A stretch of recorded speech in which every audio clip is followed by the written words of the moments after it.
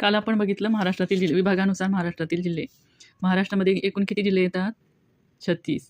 ते 36 जिल्ह्यांचं विभागानुसार आपण गोष्टीद्वारे मी तुम्हाला एक गोष्ट सांगितलेली होती आणि त्यानुसार आपण कोकण विभागातले जिल्हे बघितले होते. तर आज आपण काय करूया, आधी कोकण विभागातले जिल्ह्याची रिव्हिजन करून घेऊया, तुम्हाला किती येतं ते बघू आणि नंतर मग पुढच्या विभागातले जिल्हे आज मी तुम्हाला गोष्टीच्या स्वरूपात सांगणार आहे. काल आपण बघितलं कोकण विभागामध्ये कोणते कोणते जिल्हे येतात. आज आपण बघणार आहोत त्याच्या पुढचा जिल्हा. गोष्ट काय होती आपली, एक व्यक्तीला घरात बसल्या बसल्या बोर होत होतं म्हणून ती काय करणार होती, मुंबई शहर बघायला जाणार होती. पण मुंबई शहर बघायला गेल्यानंतर रस्त्यावरून जात असताना तिला पोलिसांनी पकडलं आणि त्यामुळे त्या व्यक्तीला भीती वाटायला लागली. तिने ठरवलं की आता मला मुंबई शहर नाही बघायचं आहे, मला जायचं आहे पुणे शहर बघायला. मग ती व्यक्ती काय करते, मग आज आपण कोणता विभाग बघणार आहोत, पुणे विभाग. मग ती व्यक्ती काय करते, पुणे शहर बघण्यासाठी पुण्याला जायला निघते. मग पुण्याला जायला निघाल्यानंतर आपल्याला नकाशामध्ये पुणे दाखवायचे. पुण्याचा आकार बघा नकाशामध्ये कसा आहे, पुंगीसारखा. आपण यात्रेमध्ये नाही का बाजारामध्ये पुंगी घेतो पिपाणी, तसा आकार इथं कुठे दिसतं ह्या नकाशामध्ये बघा. हा पुंगीसारखा आकार, हा आहे काय, पुणे जिल्हा. विभागाचं नाव पण त्याच्यावरूनच या विभागाला देण्यात आलेलं आहे. हा आहे पुणे जिल्हा.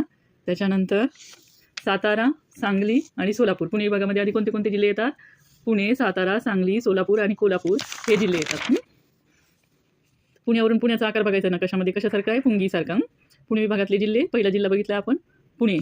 आता त्या व्यक्तीने काय ठरवले, मुंबई शहर नाही बघायचं, तिला कुठं जायचं आहे, पुणे शहर बघायला जायचं. म्हणून ती पुण्याला येते आणि पुण्याला आल्यानंतर तिला दोन प्रकारचे व्यक्ती दिसतात पुण्यामध्ये आल्यानंतर. एक तर खूप शांत देवदेव करणारे, सत्संग करणारे, आणि एक तर थोडंसं काही बोललं की राग येणारे, चिडचिड करणारे, असे व्यक्ती त्या व्यक्तीला दिसतात. आणि मग ती काय ठरवते, मग ह्या व्यक्तीला दोन प्रकारचे व्यक्ती दिसतात. कसे, सत्संग करणारे, शांत. सतवरून काय करायचं, सातारा जिल्ह्याचं नाव लक्षात ठेवायचं, संगवरून सांगली. आणि दुसरे कोणत्या प्रकारचे व्यक्ती दिसतात की थोडं काही बोललं की राग येणारी, चिडचिड करणारी, म्हणजे शोला बने होईल. त्याला हिंदीमध्ये काय म्हणता येईल, शोला बने होईल, लगेच राग येणार. काय बोललं की लगेच राग येणार. शोला म्हणजे काय, त्याला मराठीमध्ये काय म्हणता येईल, विस्तव. आपण चुलीमध्ये लाकूड पेटवल्यानंतर जो हार पडतो विस्तव, त्याला फुंकार मारली आपण, फुकलं की तो हार काय करतो, अजून जास्त फुलतो, त्याला जाळ लागायला लागतो, फुलतो.